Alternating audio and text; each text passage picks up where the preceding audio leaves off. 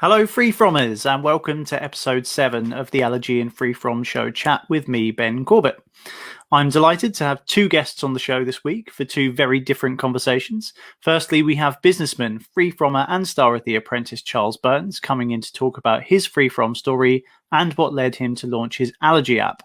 And afterwards, we have Emily Hampton from Celiac UK in the virtual studio to take your questions and mine. But before that, I just wanted to direct you to the ticket link in the video description below. After all that we've been through over the last few months, our autumn shows in London and Birmingham will be something truly special, so register now for your free tickets. Moving on now to this week's AFF Chat Champions, Alpro, nominated this week by Hillary through our Facebook page. Alpro have donated a large amount of stock and £200,000 of financial aid to independent cafes to help them through this difficult time. Nice one, Alpro, our AFF Chat Champions of the Week. Please send your nominations to info@f2fevents.co.uk or contact us on our social media channels. We want to know the brands, companies, and individuals that you feel have gone above and beyond during lockdown. So, on to today's first guest. I would like to invite into the virtual studio businessman, freefrommer, and star of The Apprentice, Charles Burns. Hi. Hey, Charles, how you doing? Thanks so much for coming on today, mate. It's an absolute pleasure. Thank you for having me. I really appreciate it. No worries. So I'm a massive fan of The Apprentice. So I've been watching since the very beginning through all its different changes and stuff over the years. But for those of you that maybe haven't seen you on TV, would you like to just let people know who you are and a little bit about the work you do? Yeah, sure. So I'm probably most known in the UK from my time, as you mentioned, on The Apprentice back in 2017. I made it through 8 of 12 weeks of the show. Prior to that, I'm your real archetypal entrepreneur, the kid that sold sweets on the school bus, like all the way through to the guy that launched businesses, consult for businesses, and now the current incarnation is Allergy, spelled Allergy, which is the app we'll get on to talking about, I imagine, shortly. Okay, no worries. So I guess it's a good place for me to ask, because I think that's what led you to what we're talking about today. Maybe even those that did see you on The Apprentice, do you want to tell us a little bit about your journey since The Apprentice over the last couple of years? Yeah, certainly. So it's been not without its ups and downs, marriage, divorce, all different life experiences happen, different things. And then what's then happened was kind of about February 2019, before that, maybe 2 years before that, I just noticed that, like, gut health wise, like I wasn't feeling great. I didn't know much about gut health or these diets or anything like that. Went to see a bunch of doctors, and eventually I wasn't happy with what I was being told, which is just, oh, it's nothing. I'm like, it's definitely something. Like, this isn't nothing. And eventually diagnosed with lactose intolerance. And then that kind of cleared things up to a point. And then the next thing that happened was I was still something's still not right. And even today, I'm still trying to iterate. And I think it never really stops, that journey, trying to figure out exactly what you should and shouldn't eat for your own benefit. And then I figured out that gluten, again, is something that I'm most likely intolerant to and should really avoid. And those two things, then when I would go and eat out, which was something I was doing a lot of that period of time last year, I just realized there was just no standardization across whether it was a takeaway or a very high-end restaurant or any eating establishment. And I was like, surely there's a better way of doing this. And that's where the idea for Allergy came about. Cool. So you say you're still sort of figuring things out. So would you consider yourself still to be sort of at the beginning or during a journey to sort of understanding your body and what you should and shouldn't eat? Because I think there's going to be a lot of people watching that, you know, maybe haven't had an intolerance for 20 years or whatever, and maybe are taking their first steps on that journey. So it'd be interesting to know. Yeah.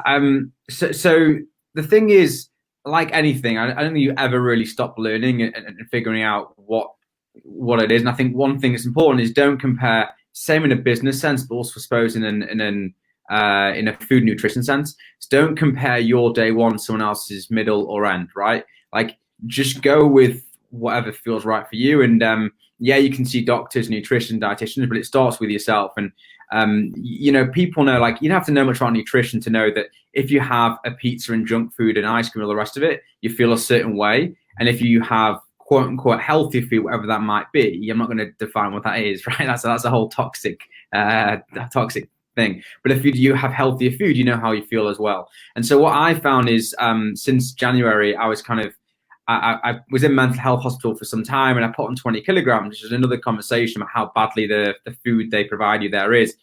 And then I was like, right, I need to do something different. You know, I'd cut out the lactose and the gluten to a large extent, and I went down the plant-based route, and I've done that now pretty much since beginning of January. I've lost over about 2 stone, about 10% of my body weight, more than that even.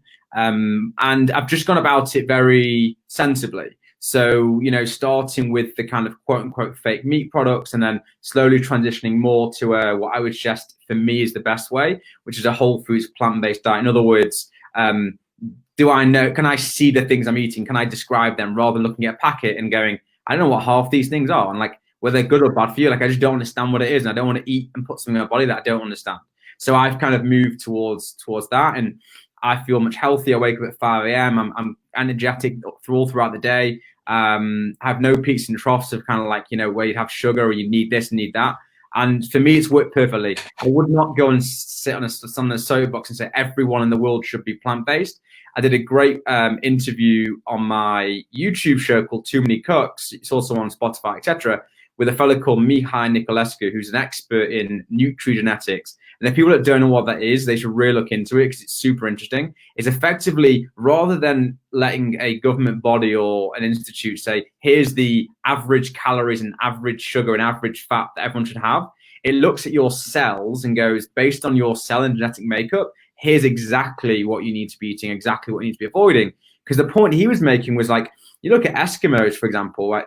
They eat very little vegetables. All the vegetables they're eating is just what's in the gut of the animal that they're eating, and yet they're perfectly healthy. And so this whole debate that you have to eat a certain way and have to be plant-based and all the rest of it to be healthy is just null and void. There's loads of different diets, loads of different ways to eat healthily, and you have to figure out what works for you. And it's a whole try and error process. But like life is, you know, you just got to carry on and keep improving and keep iterating, and slowly but surely find a diet that works for you. But there's nobody in this world that should really say this is the diet that works for 7 billion people. It's a fallacy. So anyone that does say that, be very, very, you know, with the barge pole, stay away. And I know that you're a really strong advocate of you know, good mental health and stuff like that. And have you noticed a difference in that sense with changing what you eat as well? Yeah, huge difference. That's the thing. It's like I have a thing called the 4 Ps, which is passion, purpose, and perseverance equals progress, right? So that's in life in a general sense, right? But in terms of from a dietary perspective, yeah, for me personally, since the whole plant-based piece, and since I'm working with Allergy and something that I'm genuinely passionate about, that's genuinely social impact driven and mission driven. And the result may well be a huge financial gain, but that is certainly not the driver. And those that are close to the company, download the app on the App Store and the Android Store in a few weeks' time, they realize that. And that's why the reviews we're getting, the restaurateurs and diners are absolutely loving what we're doing. And yeah, I would say really for me, just for me, the whole plant-based piece has really made me from a mental clarity position. Like my focus is so, if I'm doing something, like that's what I'm doing, you know, and I'm super productive. And as I say, from 5 a.m. in the morning until I go to bed at 10 p.m. at night, like I'm good to go the whole time, and I'm alert, and I'm not lethargic and having to like sit down after a heavy meal and those type of things. But this is the key thing. I still fundamentally love food. I love eating. I love what I'm eating. I'm not eating boring foods. I'm still thoroughly enjoying mealtime. Like it's not I don't look at meals as like a medicine and like that's all it is. Of course, that's one element of it. But for me, like you have to enjoy it. And like when restaurants reopen, which they will do very soon, that's a big part of the global, you know, way of enjoying yourself. And you shouldn't kind of, and that's what I'm here to do with Allergy. It shouldn't be difficult for you just because you have certain requirements, whether they are medical, whether they are religious, whether they are just things you choose to eat or not to eat. That shouldn't be a difficult process. And that's really what the drive behind Allergy is, because I just think it's not fair for people to be choosing their health and then they can't go to eat in all these places and they're made to feel awkward. Like that's not on to me. Okay, and since you're sort of turned to a free from sort of life and being at the beginning of your free from journey, have you been able to engage with the community much? Like I know from my experience how close knit a community it is and how supportive it is. Have you been able to sort of find the support and the recipes and stuff within the community the way I have, and probably many of the people watching at home have? Yeah, one thing I find fascinating is that, particularly on Facebook, I think this period of coronavirus has shown something which I think people didn't realize, which is that technology, when used correctly, is an unbelievable force of positive change and impact. And I think prior to this, maybe people had this perception that technology was evil and these big tech companies were here to ruin the world. And that's just not the case. I mean, look what we're doing now with this virtual meeting. Look what you can do with Zoom now and all these things. And in terms of the community on Facebook particularly, it's phenomenal. Like I posted about, there's a product called Lion's Mane, which is quite interesting. It's like a nootropic, I believe they call it, type of mushroom that is good for kind of mental agility and these type of things. And I heard about it, but I wasn't quite sure what the deal was with it. And then I can't tell you, there's like 60 comments and like all the people like it was so much, it was overwhelming the amount of advice that was given. And then there's a great website, I must say, I have no affiliation to, it's really cool. I think it's called examine.com. And it basically shows you all these like peer-reviewed research as to what's just actually true, what's marketing claim, what's actually happening, and across a whole plethora of different products. So that's worth looking into. But certainly, yeah, the community is amazing, and that's one of the reasons that I love working in this space, because people are so supportive. Like I've worked in many different businesses in retail jewelry and luxury watches and all kind of different things, and there's not very few spaces where your competitors are complementary, and in fact I view and they view a rising tide lifts all ships. So if there's other people doing what we're doing, that's cool. Let's all like make this easier globally. Like, it's far easier to work together than it is to be, try and look over your shoulder and doing that kind of thing, which I think happens in other industries. But in this one, I've got friends who make plant-based bars and all kind of different things. And it's a super inclusive place. And yeah, people are lovely. I've got to say, like my experience, I've spoken to thousands of people in this space from all walks of life, marketers to restaurateurs to people with allergies and diets and all these different things. And yeah, like it's overwhelming how amazingly positive and collaborative people are, and that's long to continue. Awesome. It sort of sounds like you've got a relatively scientific approach to health. Would that be right? That's sort of how I feel about, by the sounds of it. It's funny because science, like I'm very academic, but science was something that never resonated with me. So I read a book just recently, which is worth looking into, called How Not to Die. Right, I know it's a very morbid title, by Dr. Michael Greger, and it's very, very science heavy as to why a plant-based diet is the way to go. And it's all like, it's about 400 pages, and another 200 pages are purely just indexed journals, references. It's crazy. And I was reading it and I was like, do you know what? I'm more of a person that goes, and this is probably the wrong turn of phrase, but I go off gut instincts an awful lot. So I don't really, I look at a packet of food, very simple. If I don't understand what's in that packet, I'm not eating it. It's that simple. It's not really scientific. It's just like, I just, if I don't understand what's in there, what these different things are, even if they are possibly healthy for you, and I've got to actually research all that, that's just too much effort for me personally. Like I've got lots of other things going on. I want to be healthy, but like I know that if I know the fundamental ingredients that go into what I'm eating is vegetables, fruits, grains, all these different things, I'm fine with that. So I wouldn't say it's scientific. I'd say the nutrigenetics thing is a place that I'd like to go to that next level, understand. But I think you can get on a very slippery slope of then again, you're not enjoying food. And then, because let's not forget, one, I'm a Jewish guy, and a lot of the festivals are not particularly religious, but the cultural festivals all revolve around food. And particularly again in the UK, we go out, we celebrate. A lot of the time we go and we have a meal.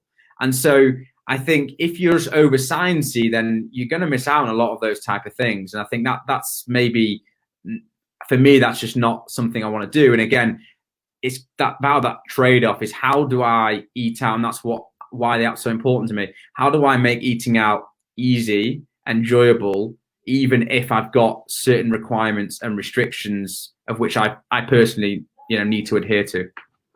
And I guess that sort of brings us onto the app, because obviously this journey has taken you in a new direction, professionally as well as personally. And so what was the sort of the thing that kicked it all off and made you think I'd like to do something in my professional life as well as changing my personal habits, and where did that lead you with the Allergy app? Yeah, certainly. So I think it's profoundly it's just amazing when you align your personal values with your professional values and what you're doing day to day. It's so much easier to put the right energy into it, and you attract the right sorts of people when the sole purpose is not simply, can I make a profit? Can I make this $1 billion company? Like, that would be awesome, but like, that's not the driver behind this. And I think it's very obvious people look at what we're doing. In terms of how it came to it, I did mention it earlier, but just to repeat so people understand, I just realized that I was lactose intolerant from a number of different tests. And then I figured out through a friend helped me out who's a celiac, said maybe take gluten out, see what happens, and that worked as well. And I just figured out when I was, I ate in like I won't mention the restaurant, but a very high-end restaurant in Manchester. And this was only a few months ago, way after I'd come up with the idea, and I was working on it. And I said, oh, does this soup have cream in it? And like, I expected the waiter to know straight off the bat if it did or it didn't. Like, it's a high-end restaurant, not a clue.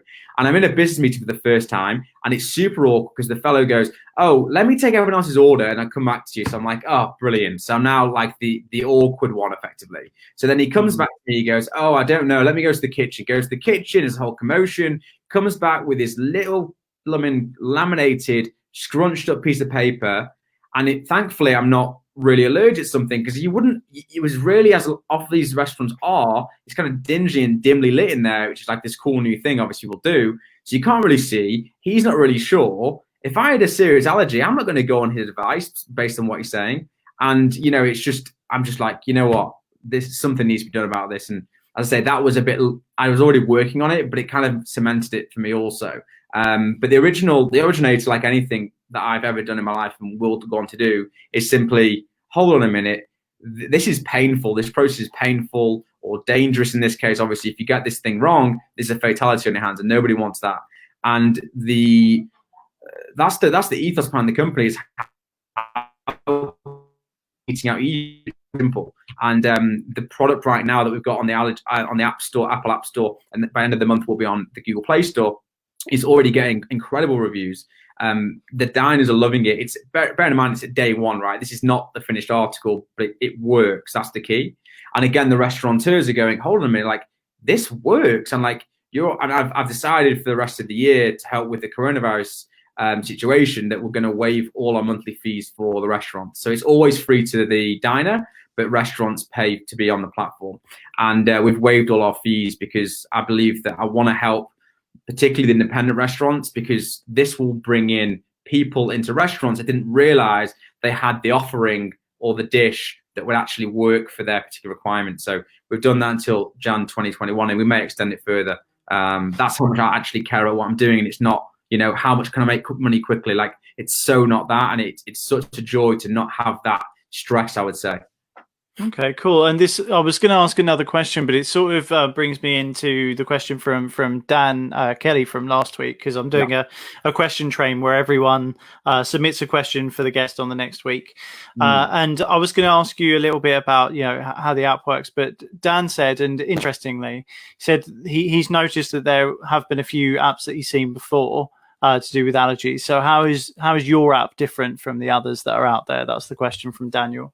Yeah, sure. So as I said before, I'm not a person that's ever going to sit here and compare and contrast the other people doing similar things and say ours is better, ours is worth whatever. People download it, they make their own assessments. What I'd say is the team of people that is going to be announced in the next week or so that I've got around me is globally leading people. We're talking, you think of the biggest tech companies in the world, I've got the C-level suite on my board. And so the difference between us and everyone else, again, I'm not suggesting they're not doing a great job, is we're a global company. So we'll be like the Uber in this space, we'll be the Airbnb, the equivalent. That's where we're trying to go with this. And as I say, what's great is even from day one right now, the feedback and the sense of fulfillment for me of actually some of the reviews. I mean, one review, like someone genuinely, you can see this on the App Store, this is someone that I didn't know this person or no affiliation to, literally said that the app brought her to tears, that someone had taken the time and effort to make something to help the person's offspring out. It's the kids, I think, that have the issues. And like, it's that kind of thing that drives me. It's not the, don't get me wrong, as I say, yes, it will be nice for it to sustain itself and all the rest of it. And, you can't have, in my opinion, a purpose-led business that doesn't make a profit, because I want to be able to give to charities. I want to be able to help out Allergy UK. And I want to be able to help out Celiac UK. I know you've got Celiac UK, you're to come on afterwards. We're in talks with all these people because actually they're realizing that this is the time. So there have been people in the past that have tried this, but a lot of things about timing. And of course, it's about nowadays people use their phones all the time, whereas 5-10 years ago, people tried this and people didn't use phones so much and it wasn't quite the done thing. So timing's a big thing. But as I say, if you just look, we're one of the only pure play players. What I mean by that is this is all that we do. We don't do like consultancy. We don't do all these other businesses. This is our main focus. And I think what people see from this coronavirus period where a lot of people have been, down tooling, I could have easily said to my business and gone, hold on a minute, restaurants are closing. Let's just wait 3 months. But in actual fact, I stepped on the gas, did the total opposite and went, hold on a minute. Restaurateurs are going to be, once they've filled their staff and once they have got hopefully some grants to see them through, they'll be looking for something. How can we put our business in a better position on the other side of this? And also, of course, the independent restaurateur and the C-level restaurateur, the bigger companies, they're not working in the restaurant that they were, or they're not traveling to meetings, so they've got time in their hands. And so counterintuitively, this has been a really strong period for us. And we've seen restaurants all over the country and users all over the world asking for when's this going to be in Australia, when's it going to be in Poland, when's it going to be in the States. And it's amazing. So I'll be interested to see how it develops. So I guess that it's going to obviously you're very passionate about it. You've put a lot of time, effort, money, all that sort of stuff into it. And as long as I guess the next stage that lots of restaurants get on board with it, then yeah, that's what we'll be looking out for and interested to see, I guess. Yeah, and that's what I'd say to Dan's question is that, as much as I love talking, and you probably realize this, like I will let the app and what we're doing will speak volumes, because as I say, just look at the reviews that we've already got. We're nominated for Innovation of the Year at Europe's Most Prestigious Restaurant Show. And that was after 4 weeks being on the App Store. So like cool. we're in a different category to, I say, I'm not trying to criticize the competitors at all, but we're a global business, and that's the way that we're playing this. We're not playing this to just win the UK space and help people here. This is an issue globally, and of course that helps people when they're traveling, because if you go to France and you're from the UK, you want this app to be able to work in France and Italy and Japan and all these places. So that's the key for us, is really having a global reach. So I'd say watch this space and please have a look at it and tell me what you think. And I'm all ears. I love feedback, even if it's critical, you don't like something, that's great. I really want to know what we can do better, because you, the listeners, the viewers, you're the people that are leading this business. It's not me. It's not my business. It's your business. Okay, cool. Well, I'm going to need to wrap things up. I'm going to get Emily into the studio in a sec. There's one more thing or a couple of things I just want to quickly cover. A lot of people in the sort of allergy world, we talked a little bit about intolerances and stuff like that. But for those parents of people with severe allergies where a decision to sort of to trust an app or something like that could be life or death of some part of their family, where can they go to read a bit more about your app and understand a little bit more about how it works, rather than going into the ins and outs today? Is there somewhere that people can go to read a little bit more and understand why they can trust the app to make those sort of help and make those life-changing decisions, really? Yeah, 100%. So the website's a good place to go, which is Allergy, allergi.co.uk. And again, you can find the app in the App Store. And in terms of from a trust level, that's obviously paramount to what we're doing. So the restaurants are supplying us with their information. That's the key. So there is no difference to the piece of paper you'd get in the restaurant or indeed what you'd find online. The difference is that we tailor the menu based on your requirements. So we take away the need to go on the grid and do all that kind of searching. it's really paramount, and I want to get this really, really clear. I don't care who the competitor or who it is. No technology ever, ever, ever, ever will be a replacement for telling your server that you have a severe allergy, a nut allergy, or intolerance. There's never a replacement, and we are not a replacement for that. So please do not think that's what this is. What we are a guide or a tool to assist you. So rather than you having to call up a restaurant before you go, you're researching, or if you're in the restaurant, you can look at and speak to the server about 2 or 3 items rather than 20 or 30. And as I say, that's really key, because even if our data is 100% accurate, which it is, we cannot ever know how that kitchen exactly on that day, the chef might have just prepared some with nuts and he's not washed his hands. Well, that's the restaurant's responsibility. So as I say, we go as far as we can to help you, but really you as the parent, or indeed the person with the allergy intolerance, need to at all times be explained to the server, it's great, this is nut free, but I have a severe nut allergy. Make sure the kitchen know that, and then the kitchen will put the proper processes and protocols in place. That's so important to get across. Brilliant. No, thank you for that, mate. That's really, really important. And really, really great advice. Thank you. Have you got a question for James Wythe, Healthy Living James, for next week, so we can keep our question train going? You know what? I didn't know you were going to ask me that live, so I didn't actually. I suppose, off the bat, I know a lot about this fellow, but I would say, how does he? How does he define the word health? And indeed, in a world where there's so many conflicting diets, how does someone decipher that and figure out what's right for them? That's what I'd say. Okay. Brilliant. Okay, right. Thanks a lot for that, mate. Thanks so much for taking the time to speak to us today.